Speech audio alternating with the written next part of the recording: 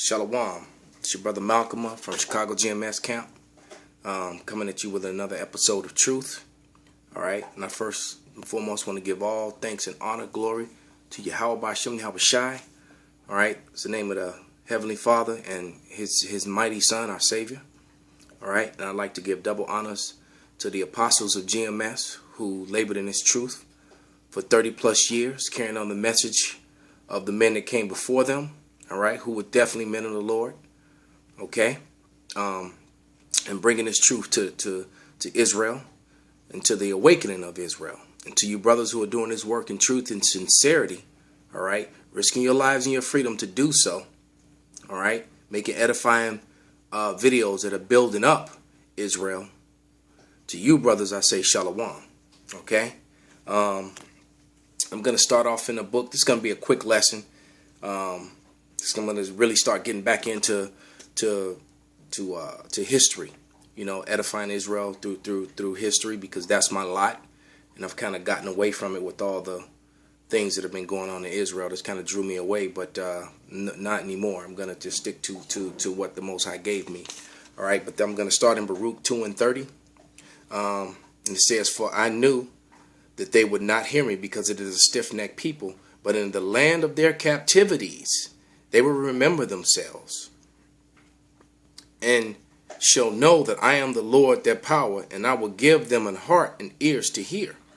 All right, and they shall praise me in the land of their captivity, and think upon my name. And there's a huge awakening happening of the Israelites, man. Okay, we've been laboring in this truth, man, and not realizing that more people are listening to us than we than we thought, man. Jake is actually waking up, man. Celebrities and athletes included. As a matter of fact, I'm thinking of back when, in 2007, when I was in the truth, the brothers rocking their beards, and now all of a sudden it's become all these rappers and all these athletes started rocking their beards. Well, the truth of the matter is they were watching Israelite videos, because, you weren't seeing a lot of the other sects, these different black power things and that whole sort of thing. Because Muslims, the Nation of Islam, they go bald faced like the enemy does, like Esau does, which is totally against because when you go to the real Islam, which is false within itself, all those dudes wear beards, man. But all of a sudden here come Farrakhan, and he got all his men bald and smooth faced, man. All right, wearing bow ties. Okay, that was never part. What do you see? The Muslims who started that, even the sons of Ishmael, man, Muhammad, that dude, he was the so-called prophet of Islam, man, and they wore their traditional dress, and they wore beards. And even when you look at the images of the Moors from the Dark Ages, man, prior to the Renaissance, when you look at all the images of the Moors, they all had beards, man, and turbans on and dress. They weren't wearing bald, smooth faces. So that in Islam should bring you into question of what's up with this guy, man. All right. But anyway, I'm gonna go into a couple different books. One you've seen before.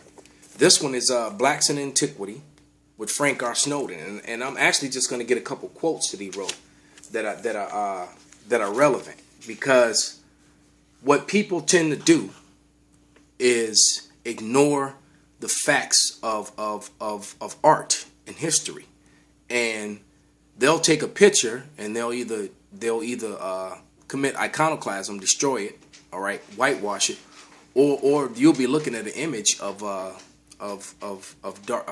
person or a relic that has dark images from a specific time period, but they'll just write whatever they want to write and disregard what you're actually looking at and create a fictional story behind actual true art. So they'll turn the truth into a lie, man, and that's what Esau does. But this is page 2, and I got it highlighted. It says, "Or say that one should not expect to find Negroes in Carthage because the races of North Africa were totally distinct from Negroes of Central Africa." All right, because he's coming with that African thing. But see, you got to remember that the Middle East was all dark, man. The sons of Ham were in what you call the Middle East today. that was the land of Canaan, and Canaan is the son of Ham, and Ham, those are your Africans, your so-called Africans. So they were all dark, man. It was a dark race. The whole Saudi Arabia, Israel, Yemen, all that stuff, those were all sons of, that was Canaan, man. Those were all the sons of Ham. Okay? It says, ignores the literary and archaeological evidence which demonstrates clearly that Negroid types lived not only in sub-Egyptian Africa, but also in various parts of the Greek and Roman world. So they're ignored, because it was just like I was explaining on the street. I had two guys over the weekend, one Edomite and one dude, I think he was Issachar, who thought he knew some history, and he couldn't perceive, his mindset is that was like that of what was displayed on television. When you watch movies displayed by the guys in Hollywood, man, they these Edomites, man, these fake Jewish, man, these Israelis who run Hollywood, man, they'll show you Rome in all their movies from the 40s, 50s, and 60s on up for the most part, and they would show you Rome is all white. And all the characters were white, and the gladiators were white, and everyone was white. What they didn't show you is that Rome was a melting pot of people. It told you all roads led to Rome, man. And that Rome was full of everyone, including the Israelites, who were a dark race of people. And there were Hamites there who were a dark race of people. The people that you refer to as Indians today were there, and they were a dark race of people. And that's just to mention just those few, man. And plus you had the Edomites, the pale faces. So you had all these people mixing together. It was just like being in modern day New York or Chicago, man. If you were downtown area, man, if you were in Manhattan. All nations and races are going to be there, and Rome was no different, man. Okay? Let's go to page 22. Just to prove a point. Page 22, it says, art in some respect is more valuable than literature or source of information for anthropological data, because it tells much that the text does not about the amount of pragmatism or its total absence. All right, so basically what it's telling you is that they will lie about, just like the art on this, because it in this book it explains you how Greece goes from dark to white, and how and why that happens, just in this book alone, man. And to give you an example of what I'm talking about, here's a book, all right, and I'm going to go into this book, okay, but I'm just going to give you an example of what art will tell you. I'm going to page 83, and I'm going to show you an image of an artist's depiction that he saw of Native American people, and I want you to pay close attention to her garment. What do you see on her garment? You actually see the shield of David, so-called, on her garment, man. And like we always tell you, that the Native Americans, so-called, all right, are the nation of Gad, of the chosen people of Israel. They're the nation of Gad, man. All right, and that the oldest Assyrian Hebrew Bible was found among a Northern Kingdom tribe on the East Coast, man, not far from New York, in a copper cylinder.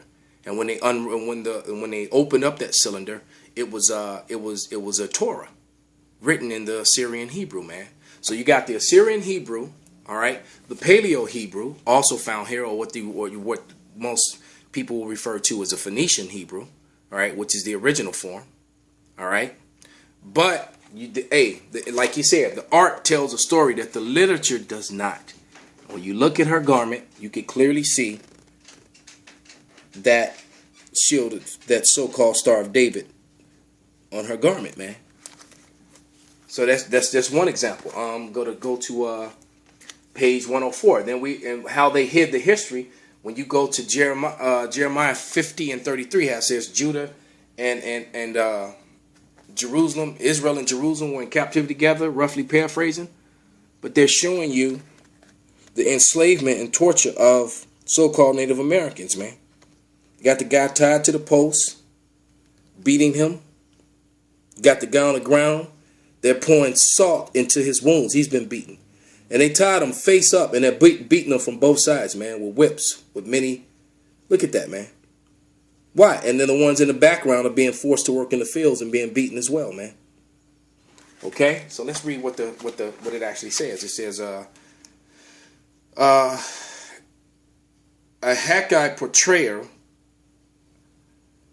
portrayal of Spanish brutality and their enslavement of Indian people. All European colonial powers enslaved Indians for profit and labor. And guess what? The same thing happened to the Southern Kingdom, man. All right. It says, and this book is by a man called a man named Matthew J. Mancini. Okay, and it's called "One Dies, Get Another." And I'm just gonna read the introduction. All right, and then I'm gonna read a couple of definitions and then get right into the scriptures. But it says, in his seminal study,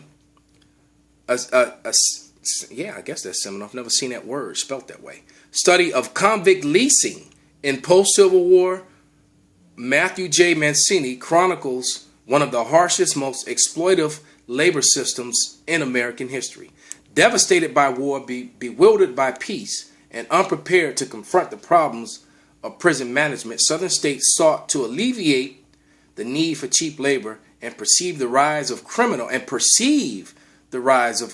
behavior and bankruptcy of their state treasuries. Mancini described the policy of leasing prisoners to individuals and corporations as that. In addition to reducing prison population and the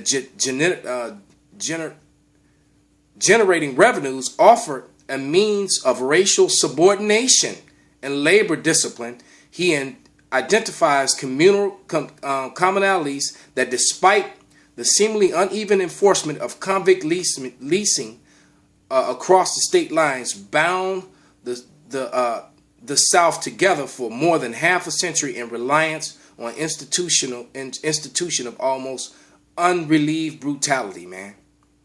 Okay? It says, examining the practice, both regional and state-by-state perspective, Mancini explores convict leasing in Georgia, Tennessee, Mississippi, Alabama, North Carolina, South Carolina, Florida, Texas, Louisiana, Arkansas, and Virginia. He describes prisoners' daily existence, profiles individuals who leased convicts, and reveals both inhumanity of leasing laws and centrality of race relations in establishing the perpetuation of convict leasing. So I'm going to look up a couple words, man, because it said they forwarded their affliction. At the time when their affliction was over, Esau forwarded it, man. And he created laws that would, to this day, would still, because even though it's been proven statistically, you can Google this, that white youth and young adults do more drugs than Negroes and Latinos, yet they serve the least time for it, as you see. Okay, but let's look up a couple words, man. Let's look up exploitive. Let's look up the word exploitive. All right. So this is exploit, and this is in a Winston Simplified Dictionary, Encyclopedic Edition, 1933. I'm going to read exploit and exploitation. It says,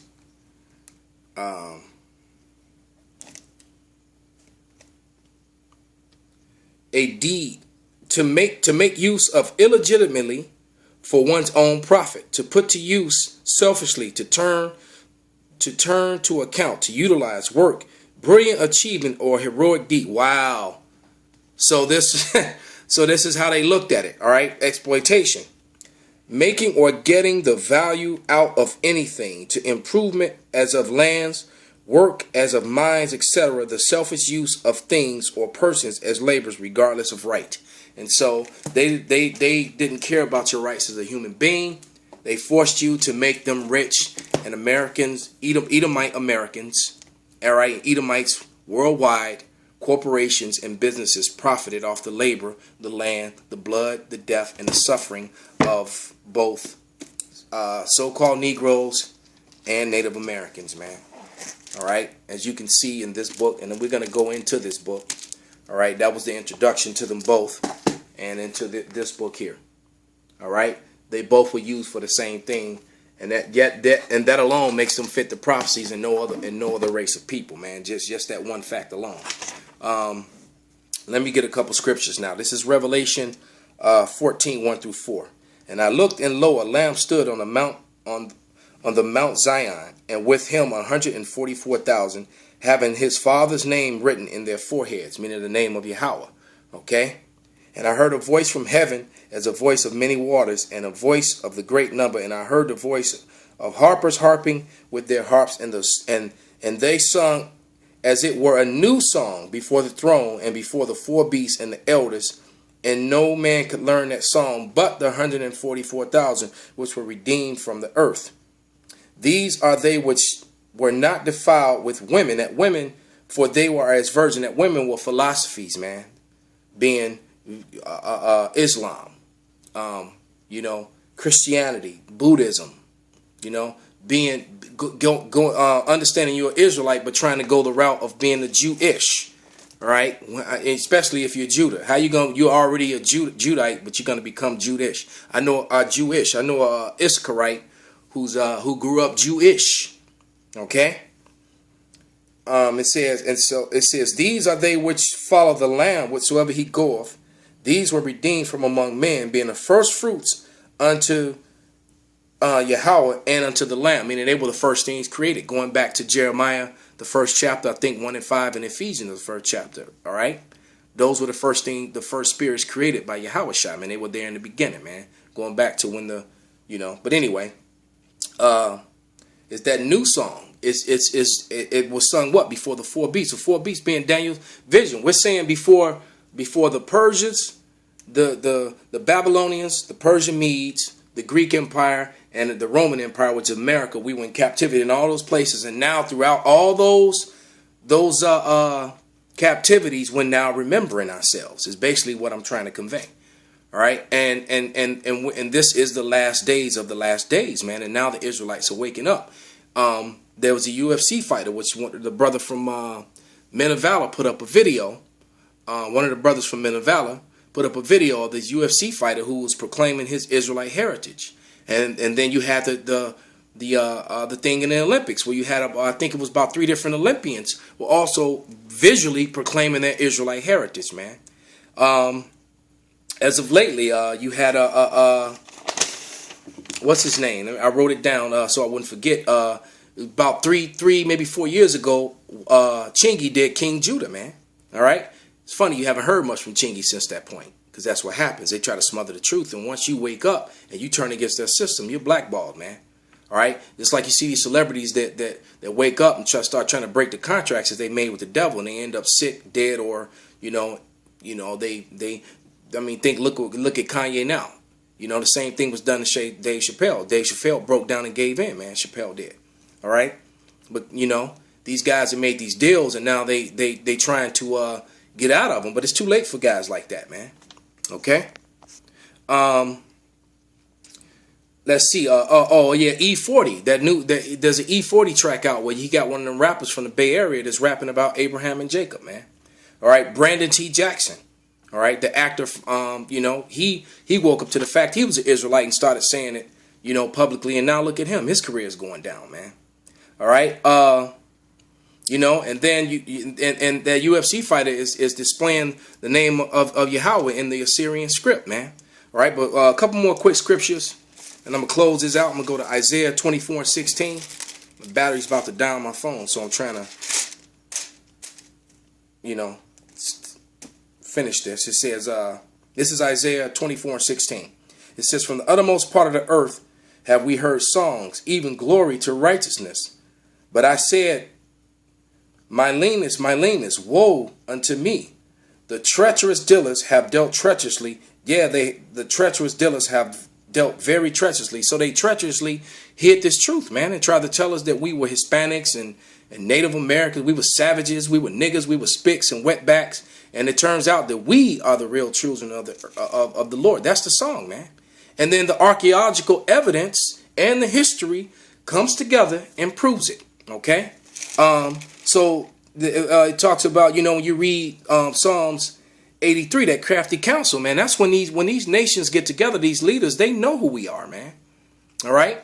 There's a collective consciousness of the nations of the other world, no matter how wrong or how correct their doctrines are, but they know who we are, man. It's we that didn't know who we are, So with that, I'm going to say all praises and glory be unto Yahweh Ba'ashem Yahweh Shai. Salutations to you, Akim, out there doing this work in truth and sincerity. Hey, and wake up, Yasharallah, man. Kwam Yasharallah.